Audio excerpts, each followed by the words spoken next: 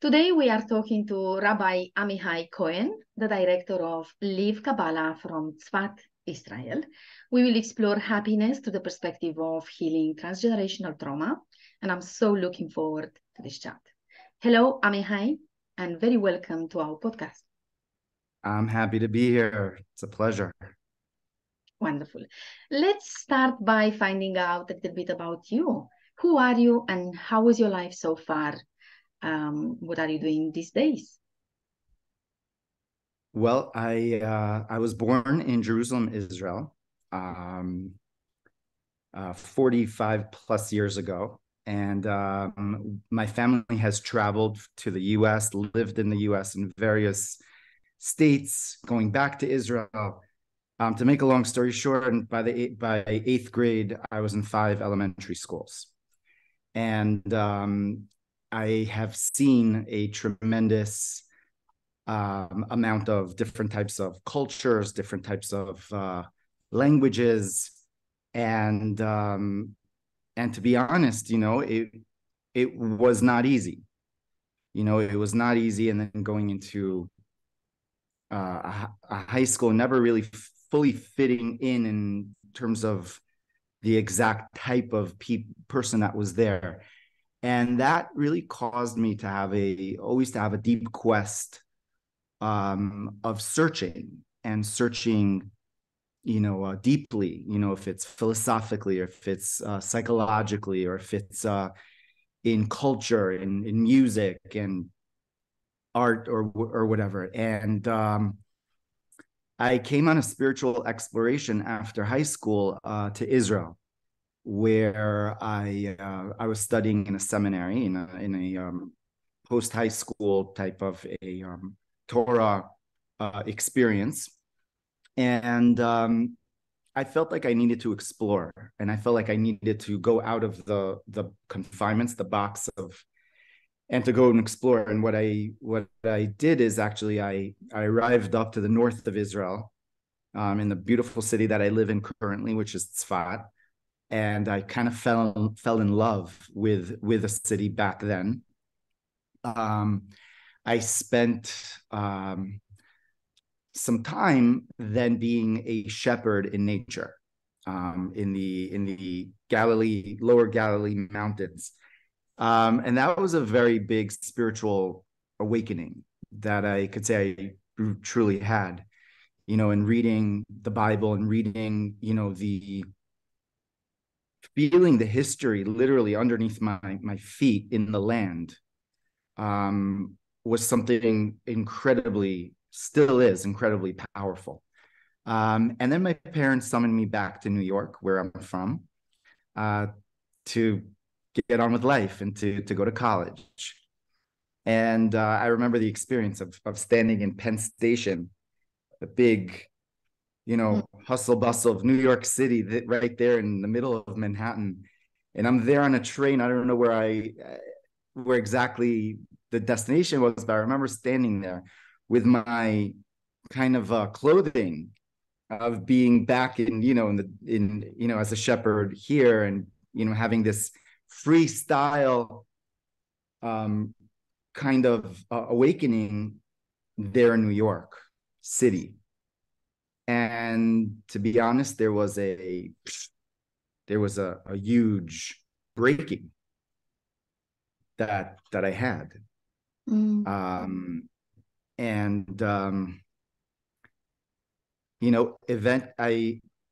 I went through a time of really trying to grapple with this experience. This is at the age of 20, and trying to figure out my life, because my parents' background, my parents are very work oriented, and in fact, on the verge, one of them on the verge of narcissism, or is.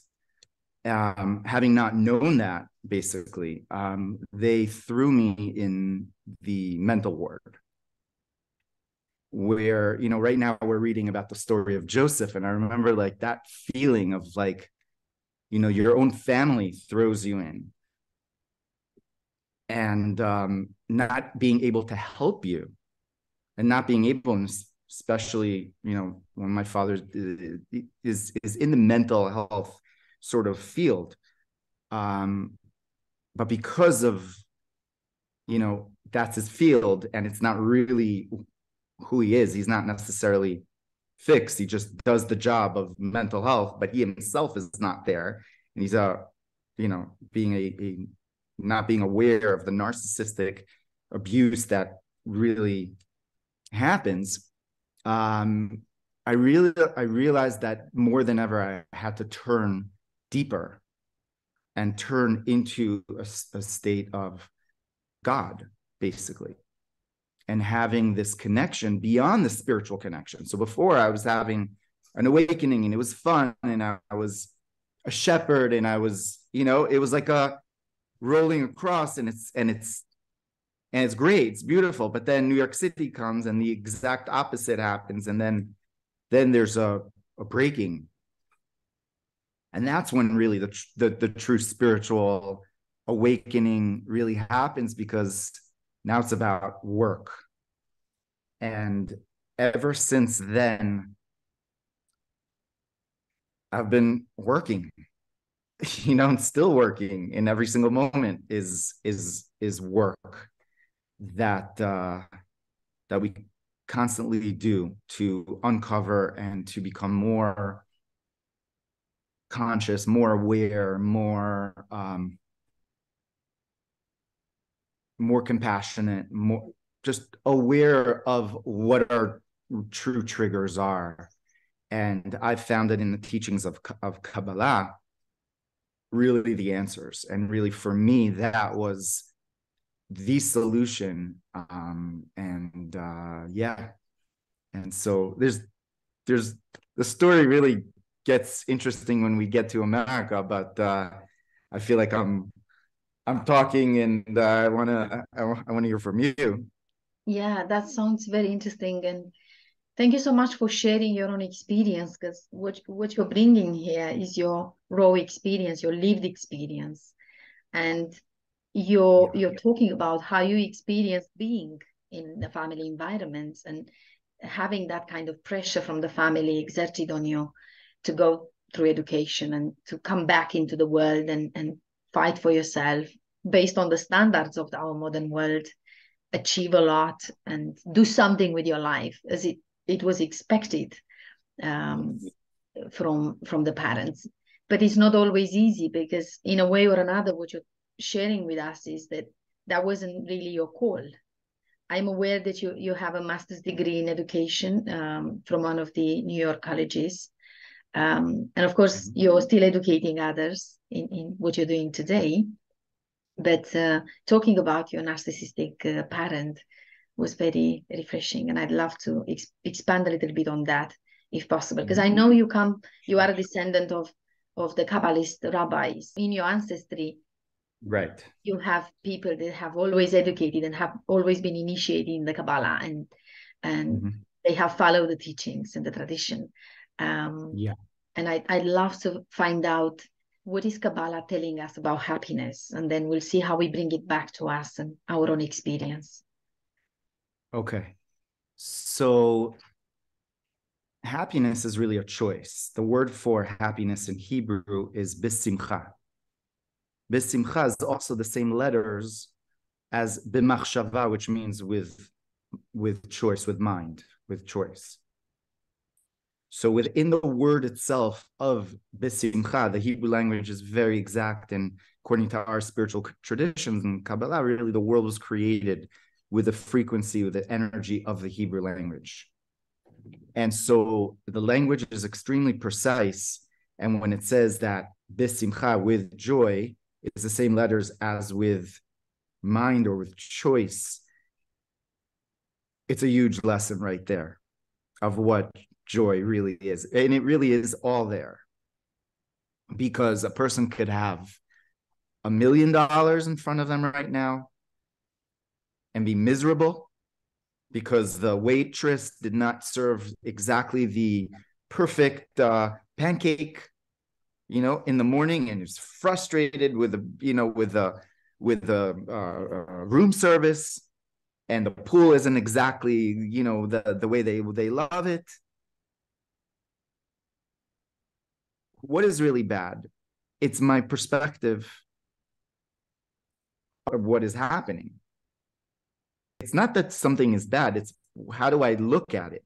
So you have a person who has $1 in their pocket, and they choose to see the world in the bright side.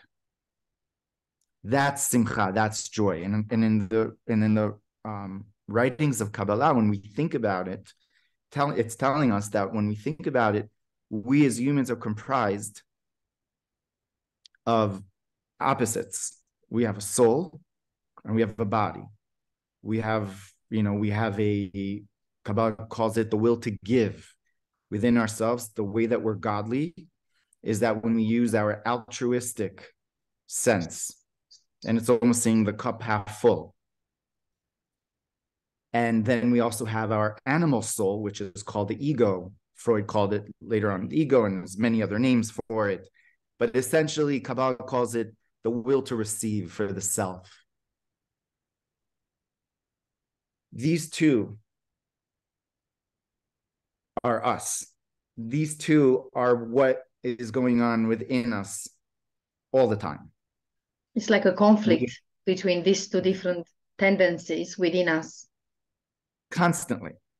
And it's not like one day you're gonna get over it and that's it. You receive a degree for getting over this trauma. Yeah. This, right?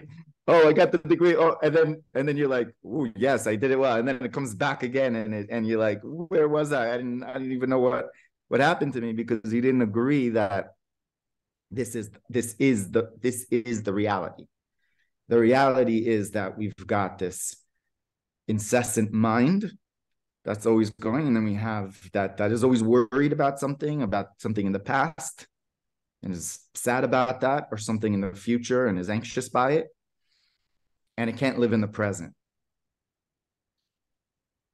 And living in the presence is the choice that one makes through humility, in fact.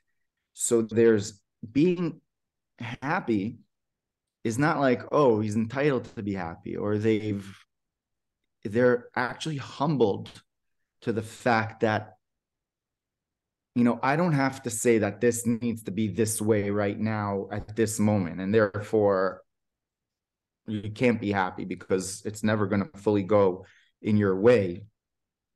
That very much expanded on an extreme is narcissism, basically. And then when there's no communication between the two, which is basically the communication that we do when we have the spiritual practice of studying, of learning that we do, and praying and meditating. And then the actions are the positive actions, the actions of charity, the actions of helping, even the actions of smiling at someone, even though you don't want to smile at someone, you do smile at them.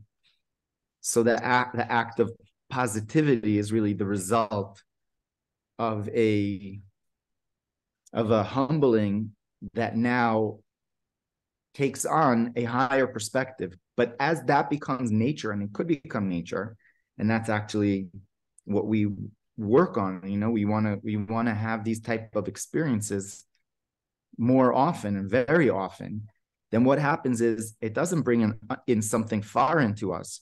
It brings in that part of ourselves that's dormant, that's sometimes we don't realize, and that's our godly soul. So the idea is that we've got this amazing potential godly soul, and yet we say, no, it's this, challenge and material pressure and anxiety and accept that we all work through. But a big part of the Kabbalah, we could say, therapeutic or healing modality, is the recognition of the godly soul as a as a holistic therapist for the person, because then they're connecting to their soul, they're connecting to their essence, essentially to their godly self. They're connecting to their soul, and that's huge. So Amichai, are we allowed to maybe say that the godly soul is what we call the true self, what goes beyond this false sense of identity? Are we allowed to maybe translate some of the terms that you mentioned from Kabbalah, like the godly soul, into the true self, which is the real you, the real person, not the persona, that social persona that you take out in the world, that false sense of identity that you have about yourself, which is the program mind. Because I think when you talk about mind and what goes beyond it, your true self, which is not necessarily being in the mind, but being present to the true nature of your reality, is not different to what I do in my therapy work as a psychologist, when I differentiate between what's happening here in the mind and what else is there. Because we need to transcend the mind to move towards the true self, isn't it? Otherwise, Yeah, exactly. we just stay into a little program, into what others instilled in us. So are you talking about the true self? So I would like to clarify on that, because it's a very fine point, because the truth is that we've got two parts of ourselves. We've got the godly soul and what we call the animal soul, or we could call that the ego. Now, it's not that our true self necessarily is the soul. It's part of our true self. But for the true self, for that part of ourselves, it could have remained up in heaven. It wasn't sent down into this world to be put within a body in order to contend with it, and in order to what we call, clarify it. So let me just explain. There's one of the great works in Hasidic philosophy and in Kabbalah. It's called the Book of Tanya, written by Rabbi Shner Zalman of Liadi in 1798. It's a monumental work that really precedes its time in terms of understanding the inner makeup and psychology of a person.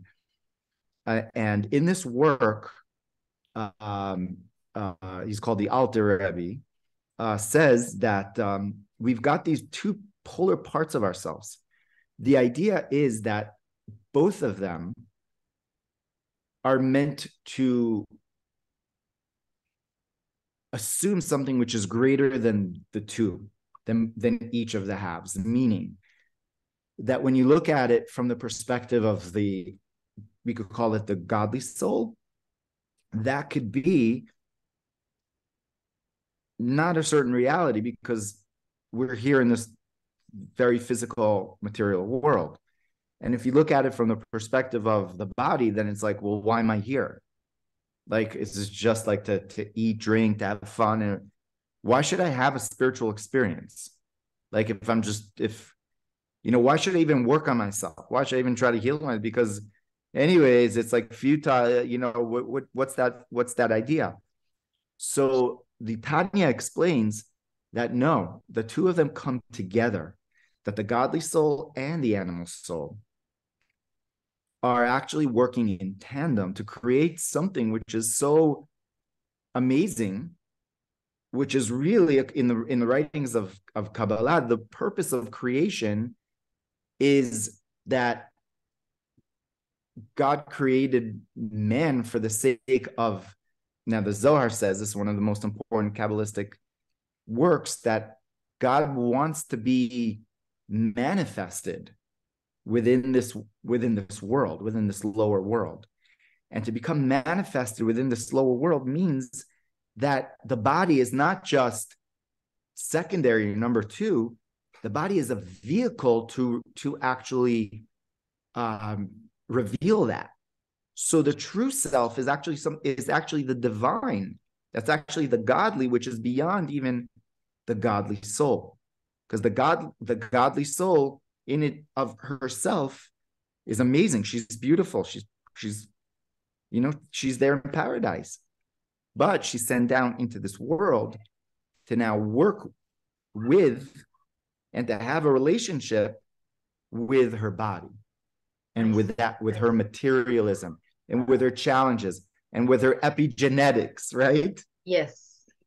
So that kind of is now giving to us a different perspective of what the true self is. The true self is a version of ourselves that we have actively worked on and are working on. Mm-hmm.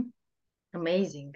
So shall we then say that maybe we are in joy when we operate from our godly soul, and then we are in pain and misery when we find ourselves living in the animal soul? Yes, and I think that the voice of the godly soul is not so loud, because it feels much better to eat like 10 slices of pizza than to say, you're actually going to have a salad, because that's good for you. But that little voice is not such a loud voice. But the animal's soul voice is like, give me that pizza. They're, it's a habit. It's an addiction almost. Sensual. Yeah. Instinctual. You will grab whatever it is. Mm-hmm. You'll right away do it, because like your body has been trained for it. Now the godly soul has to come, and this is the third part of it, which is called, the Tanya calls it, the intellectual mind. There's the godly soul, there's the animal soul, and then there's called the intellectual soul. The intellectual soul is the space between, that is observing, When is making the choice. That is making the choice. And this was spoken about in the Tanya there, again, in the late 1700s, before Viktor Frankl really brought that into the forefront of choice. And he was, of course, a Jewish psychiatrist that really brought that to light. And in fact, he was going to give up on his work, where the descendant of the Tanya, right, the Lubavitcher Rebbe, actually sent to Vienna to meet people, so that Frankl would continue this work, because the power of choice has absolutely revolutionized the whole behavioral psychology world, cognitive behavioral, because it's understanding that there's a godly soul and there's an animal soul, but then there's an intellectual soul. And within that space are the choices that I make. Choices that I make to be happy, choices that I make to be, and that's where all the work really is, because it's our animal soul that's just jumping in, is like instinct, and then that part doesn't know what to do. But sometimes there is the instinct that just needs to happen. It's not like that mind is always in control, because life happens all the time. So we're swept up in our both sides of ourselves. If you have spiritual practices, that's amazing, but that could also be an instinctual thing. You're praying because you did it yesterday. You're doing something because you're, it's the same thing. Absolutely. But then how and how often and how organically it happens, and how much that becomes a part of ourselves, that we're able to like reorient ourselves and look again and assess, and to look at ourselves in a different way. In Judaism, we have this one day a week. It's called Shabbat. It's a beautiful day of the week where we take a whole day where the phones are off. There's no, active cooking or necessarily traveling. You're in your place. Within that one day of the week, it's amazing. You're able to shift your perspective. Get back in touch with yourself. Yes. Wonderful. So what is your relationship with happiness now? And what's your relationship with your godly soul and your animal soul? And how much can you exercise your choice now after so many years of inner work and studies and exploring the Kabbalah and everything else? I wanted to ask if you've always been happy, but you've already shared that you have a maybe a difficult relationship with your father, who's working in mental health himself, but you mentioned that he doesn't see it in a way. So you are spiritually awakened. Perhaps he's not. And I have this view that in every family, maybe I'm wrong, but this is what's happening with me right now in this stage of my life. I have this perspective that in every family, someone is born to properly awaken and heal themselves and heal the ancestry, heal the transgenerational trauma, work on everyone's pain and suffering, because it's always passed on to the next generation. So what is your relationship with happiness? What has been and what is right now your relationship with happiness? Well, you said a lot there, and Yeah. I think that but to answer, listen, I actually more than ever now, I am actually very happy with this parts of myself, which I recognize are not like this. Nothing is perfect, and no one is perfect. And life again is a continuous journey of work, but that takes time, because when you realize that, you think that happiness is going to come from here, from this person, from this place, it's going to come from there. And for so much of your life, you're actually thinking that, but the real reason is because you're not looking deeper enough. But then you do look deep enough and you're like, well, then I think everything should be all the time this way. And it's being the perfectionist. And, it's almost like it needs to be, but then it's not all the time that way. And that leads to deep, if it's sadness, or if it's disappointment that you have in yourself, mostly, being a perfectionist. But then it's the steadiness, the constant belief in something that really is good. And I feel like I got a lot of that from my grandfather. And I think, like, naturally, I have a very positive side. That's naturally, although it feels a lot, like I definitely deeply feel, but then I also have a very easygoing and, like, sort of like, just let me give up the need to be in control. And that's tremendous. So these two parts, right, of the self are what it takes time to actually get in touch with, really. So what I meant before, how, being now and, happiness, I think I'm very happy, thank God. Like, really, like, even though around me life, things are not like, everything is not, I have whatever it is, and yet there's so many positive things. And so I'm aware of more of the thinking that the ship is going to go this way and it's going to, like, but realize I am anchored, and I choose to be anchored in something bigger and more than my fears are. And I think that is really a tremendous choice and a tremendous, like, anchor for happiness. When we call this in Hebrew, it's called bitachon, which means trust. And you have trust in the Creator, and you have trust. One of the great rabbis said, just as you have trust in the Creator, you have to have trust in yourself.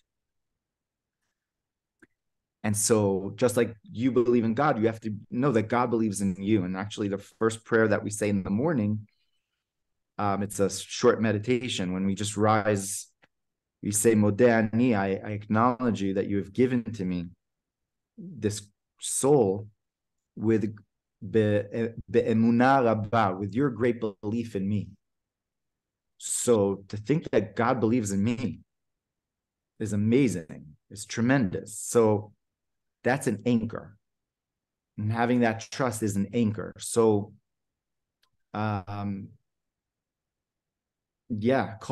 cultivating emunah, we call trust and belief in God, right? In the creator, one creator that, right, is we know that we say Einod milvado in Kabbalah. There's nothing else but him.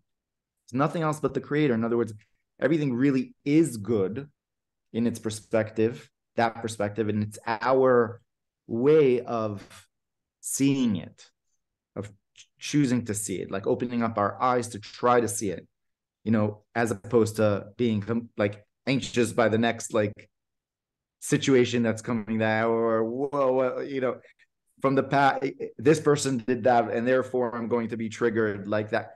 Like, to be aware of it, that deep depth of awareness is really where it's all at. And when you have awareness, you actually are happy, even though you're aware that you are not perfect. Like, you have done things and said things and whatever but I'm in the game. I'm aware that there's a battle again, what the Alter Rebbe is saying, the two. I know that this is the game.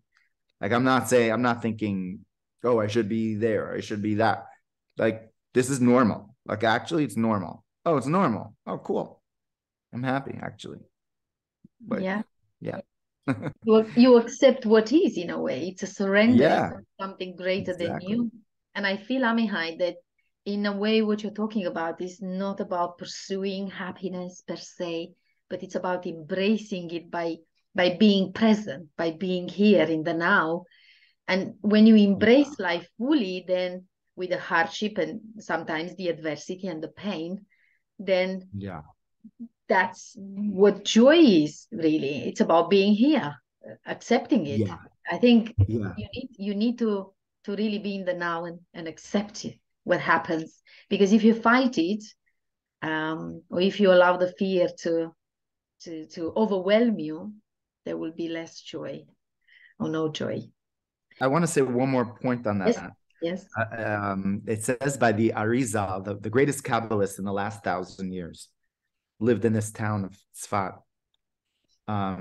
He said as follows: he reached all of his great levels that he was on in holiness, in great spiritual levels, through joy, because of joy, the joy of a mitzvah, to be the joy of understanding what one does, something that is a positive, a good deed, or something positive that one does. Very often we don't realize the positive things that we do, because we automatically think about what we didn't do, and how bad we didn't do, and how bad we are because we didn't do those things. Yes. And so automatically there's that negative voice which is just there. But what if we could say, like, but you did do this positive thing today. You did listen to this, self-help, kind of class, right? You did take this positive thing in your life to do. Were you perfect? No, but you did that. And and so the Ari was saying he reaches joy, great levels of holiness, because he allowed himself to actually embrace the positive so much and let go of the negative. Mm-hmm. It's the power of gratitude and appreciation for life, really, not looking at what's missing and the shortcomings, but appreciating what's good. Amichai, that sounds amazing. So the way you talk about Kabbalah and even Tzfat, I've never been that north in Israel. I visited, but only up to Kinneret and Haifa. But it's a beautiful town. Yeah, I imagine it is. I've read a little bit about it, and I see it behind your back, on the screen. It looks amazing. It's at 900 meters is an altitude, the highest in Yeah, Israel and Galilee. Very beautiful. yeah. You're making me very interested and curious to visit the place. Yeah, we And have also, we have actually we have actually an online tour, virtual tour of Tzfat, and it just takes people around like the different places of it, and it's a very fascinating town. Our historically 2,000 years of history. It's mystical giants lived here, and yeah, and mm, it's a special energy where the whole concept of what we call tikkun olam, the fixing of the world, actually, the whole concept of there's something that we could globally do together actually came from Tzfat. really? Oh, that sounds amazing. The city of Yeah. Kabbalah. Yeah, very interesting. I'm hoping to get there at some point and maybe learn a bit more about Kabbalah because it sounds very similar to the work I'm doing as a psychologist and therapist. Yeah. Of Obviously, a transpersonal one, not the typical one that follows just the science, course. but is willing to transcend, any kind of knowledge that we had, and maybe be in the now with the person and with myself Exactly. as a human being. Wonderful. Amazing. So now we've looked into what Kabbalah says about what your relationship with happiness has been.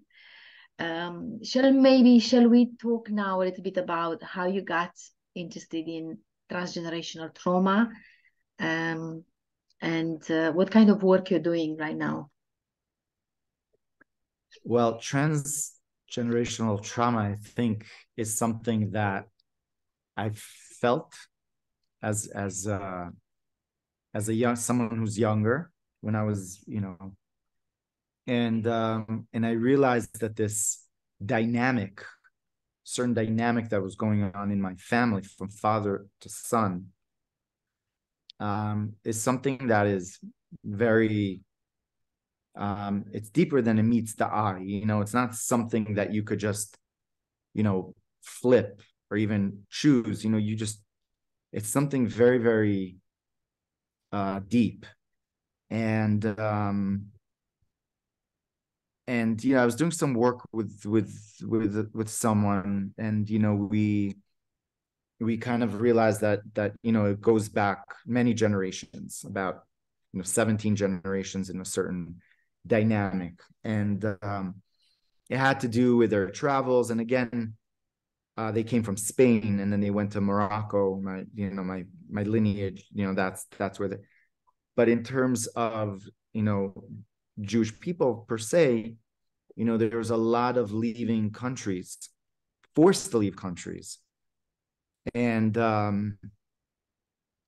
lot of things that were given over, that in a sense, um there's a lot of healing that is going on there. But at the same time, I think it's very much helping put a certain emphasis on what that looks like to the world, in the world, because as a larger community, in different backgrounds, in different countries and nationalities, and whatnot, each one went through their particular,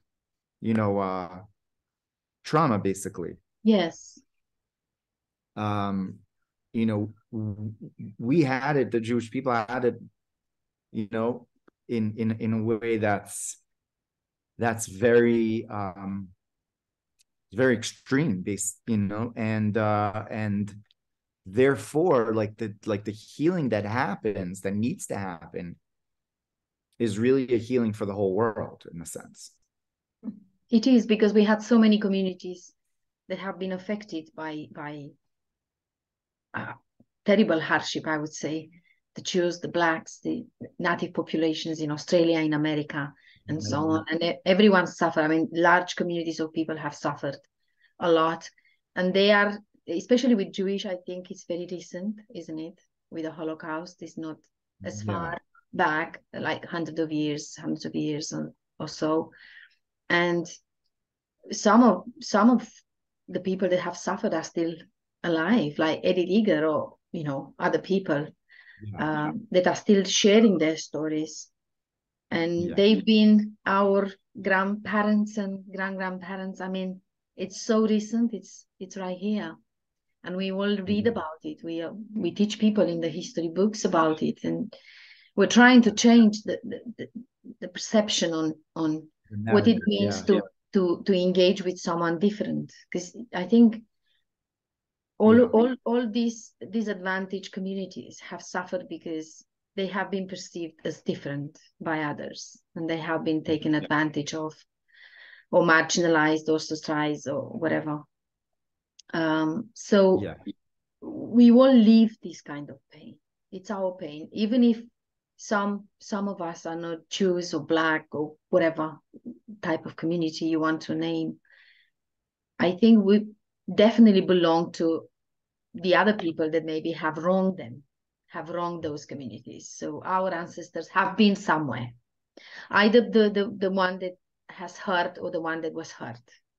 At the same time, the people that really hurt are themselves hurt, the most hurt. Yes, absolutely. Or some of us maybe come from both. I mean, we have ancestors. The world has always moved and shifted and traveled. People traveled. So we are here now. We know there is pain that has traveled through generations. I'll say something about that Kabbalistically. We all go back. We're called children of Adam, and Adam had two sons, Cain and Abel. And and that conflict over there in the beginning, where Cain,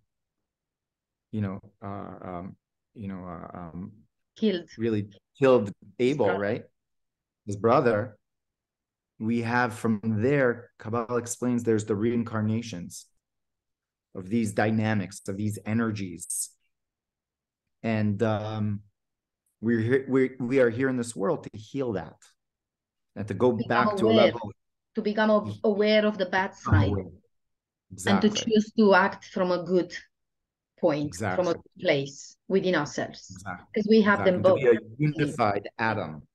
To be a unified as one, like a global movement where we awaken gradually. And we understand that we're not as different as we think we are. We're more similar, and we have a common goal.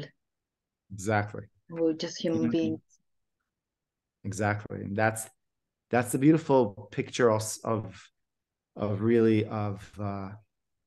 these prophecies that were said here in this land, by Isaiah and by Jeremiah, and all these prophecies of world peace, of really being unified through this spiritual amazing edifice that is in Jerusalem, right? The third temple, which is a temple for all nations, and that notion of redemption, of what we call Geula, right? Mashiach, is this idea that the whole world is really meant to have an awareness and to have a godly consciousness. That's why God created the world.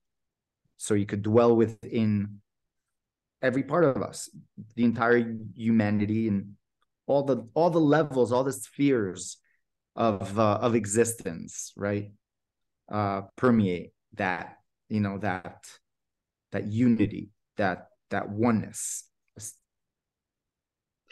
So it's beautiful. So if transgenerational trauma then is all the evil that has been in the human history, and it's still part of us, because naturally, through any perspective we look at this, whether it's epigenetics, and we understand that the genes are being transmitted from one generation to the other, or it's quantum physics, and we talk through about the energies that are shifting and moving and continuing to be there, or any kind of evolutionary memory. Through any perspective we look at this, then the evil that is in us, that has been in our ancestors, continues to come into us, because that's how we've learned to be. How is then transgenerational trauma in the modern world impacting our lives? What do you see? What have you learned from your teachings, from your work that you're doing at the Live Kabbalah at your school? So everything comes down to exactly what we've been talking about and what you do, right? Is, and the type of consciousness out there. It comes down to healing.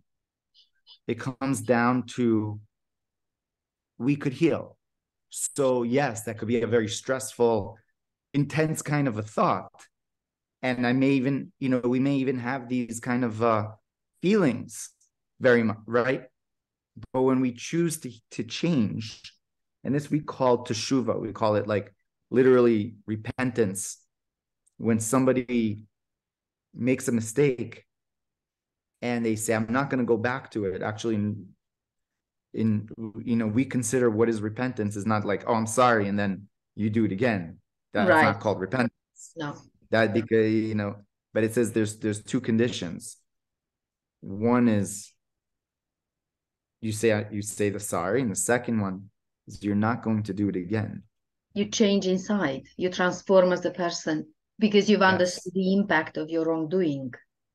Exactly. Right. And I'm not going to do it again. Now you may, it may naturally, whatever, something happen, but then you do tshuva, and that's called return. Mm-hmm. You choose.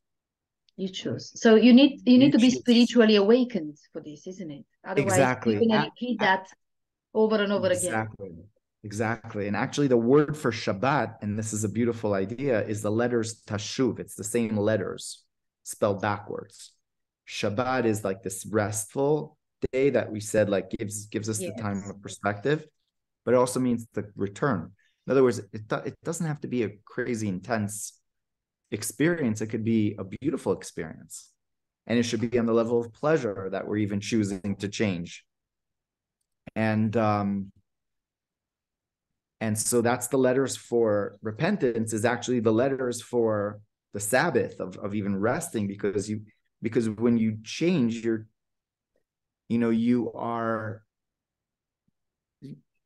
coming to a greater place of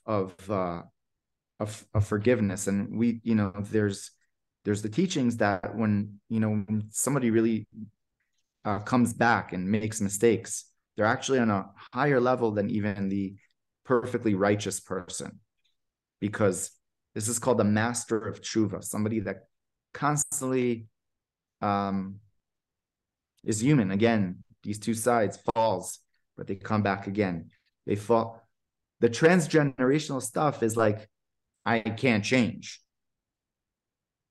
And that's where the kids are very much like, what are you talking about? Yes, you can.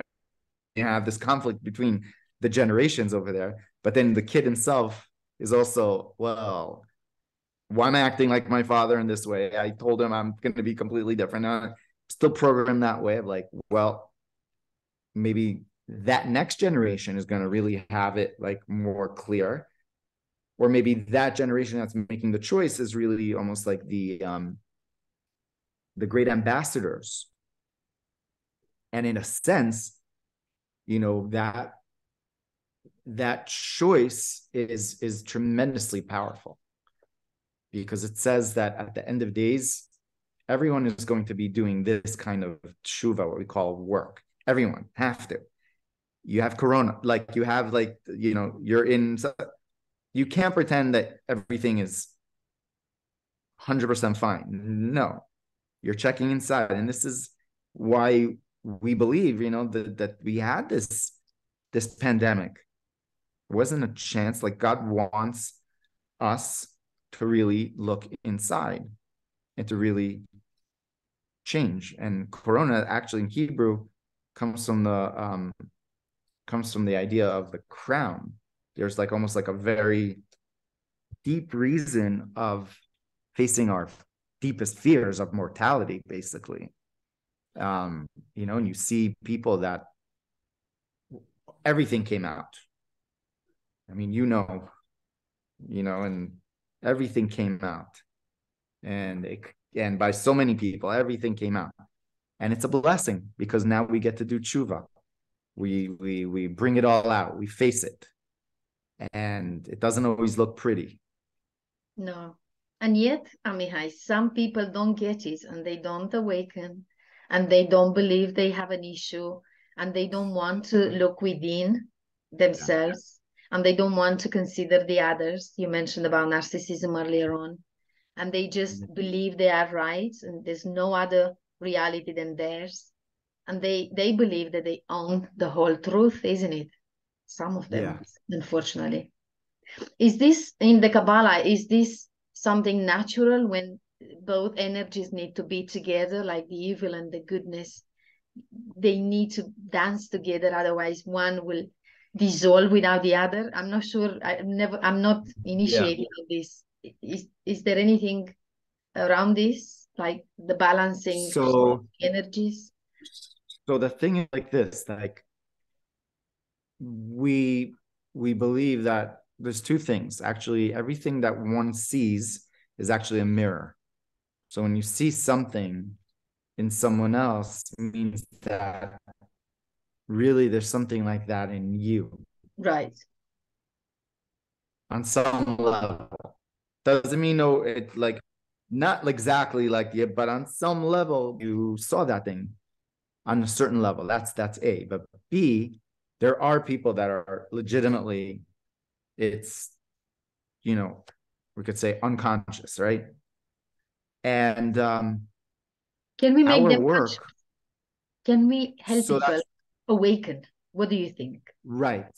So that's the thing. We just have to continue to do what we have to do and have faith. King David says, yearn for God, continue doing your work.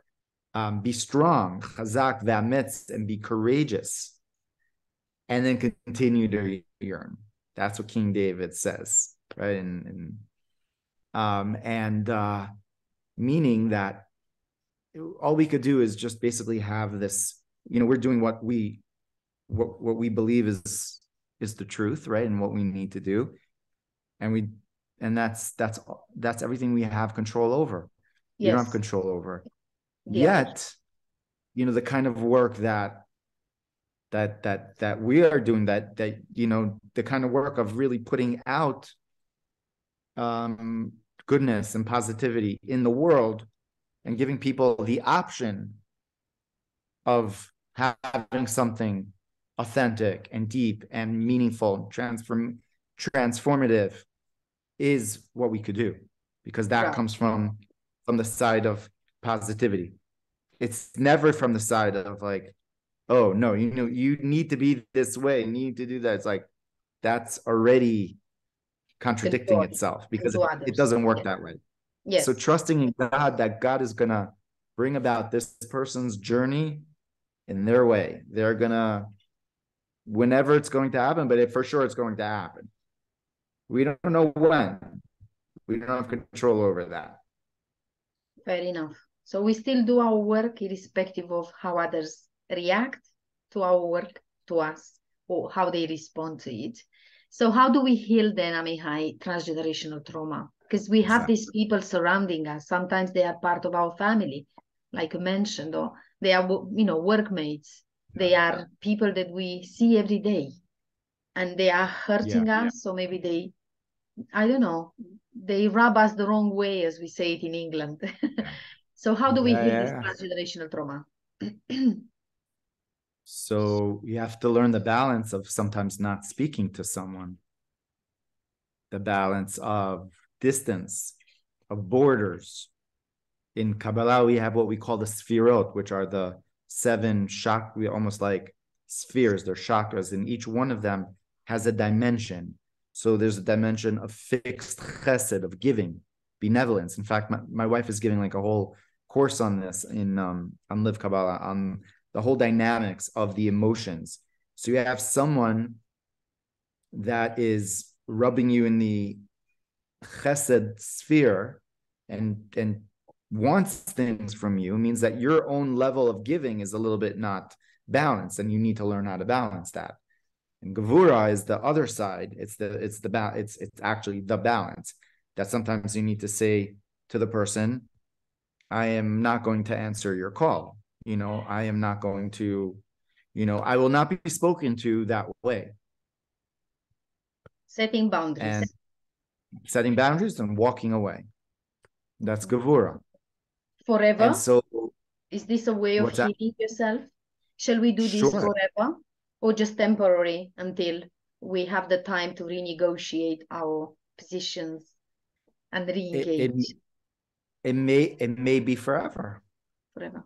It may be forever, but that's not something that is out of the ordinary. And maybe thinking that I thought that I wouldn't have this, and I'm only letting myself down by having an imaginatory, like, this is the way that it was supposed to be.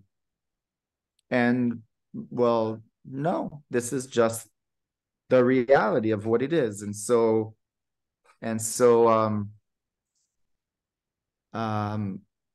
learning those borders are tremendously important, because you have to protect yourself, because that child, or that process is continuously happening. And unless you know how to put the borders, what else can and then also, well, it's really tending to yourself. Mm-hmm. And tending to yourself means, like, for me, what really much is a necessity is time in nature, and having these hours that I could spend in the forest.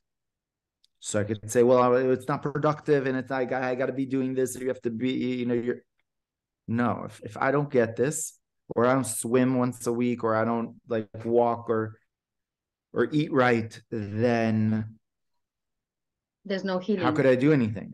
Mm. There's no healing. Exactly. When I don't have time for my own learning, for my own, yes, spiritual practice, and I'm always teaching.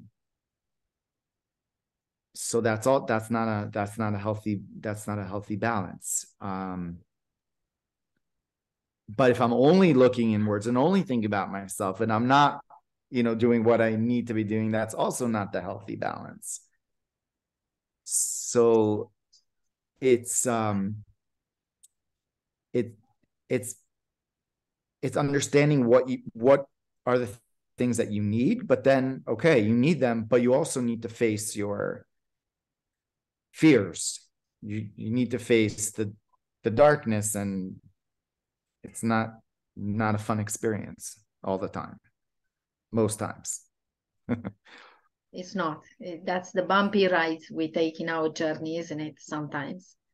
But it's necessary. It's part of the joy of life and enlightenment, we call it, or just opening your eyes, removing your masks, removing your veils, and seeing clearer. And I think it's better that way than remaining in the darkness, in the tunnels, I feel. Yes, exactly, for sure. So such an interesting conversation with you, Amichai. I absolutely love it. I wish we could stay longer, but we are approaching the end of this podcast. So let's find out from you now, from all your learnings, studying Kabbalah, and having this beautiful ancestry with its good parts, obviously, that have inspired you a lot. Yes, that have inspired you and have guided you through life. What are your best 3 teachings for people that maybe have not been initiated in the Kabbalah, but obviously they understand what we're talking about here? What can people do to improve their lives, to live happy and meaningful and fulfilling lives? Okay, so I would say Aleph, Bet, Gimel, like, right, A, B, and C. So the first one is Aleph is Emunah, faith, realizing that to cultivate that level of faith within you, faith in yourself, that you have what it takes, to have that trust. So that's the first one. The second one is bitachon. Bitachon is trust. The first one is belief in yourself and your potential. The second one is the trust that things are going to work out. Having that inner trust. And the third one is Gimel, which is Geula, which is redemption, is the ability to see things in the redemptive way, in the positive way, to see things on the way of the enlightened way. So the power of choice, really, for us to be able to step into our, greatness, or, that ability to step into what we call Geula, into the redemptive part of myself, and redemption is the third. That's wonderful. So believe in yourself, then trust that there is a creator there that will work out things the way it has to. And then exercise your choice and learn about yourself, learn from your mistakes, transform and change and become a better person each day. Thank you so much, Amichai. I really value your time and your teachings and your wisdom. Where can people find out more about you if they want to engage with your classes, maybe with Live Yeah, Kabbalah? for sure. So we've got an amazing array of classes, over 200 classes, and semesters that we're doing. We're now doing the fusion of the physical and the spiritual. We had Kabbalah and astrology now course that we're finishing up. We're going into psychedelics and Judaism. We're exploring that world, that healing world. Interesting. Yeah, it's gonna be interesting. Each of them have special guest teachers, and then we're doing healing through prayer, and then we're doing somatic healing. What is somatic healing in Kabbalah, and then healthy eating. And so they're really fascinating, and we have an array of people really from the world that are coming on, and it's a lot of fun. It's a lot of great experience. So wonderful. So it's livekabbalah.com. Livekabbalah.com. .com, yeah. Yeah, .com. Thank you. Yeah. Wonderful. Thank you so Pleasure. much for everything. I really My appreciate pleasure. your time. All the best. Many, many thanks. My pleasure. Blessings.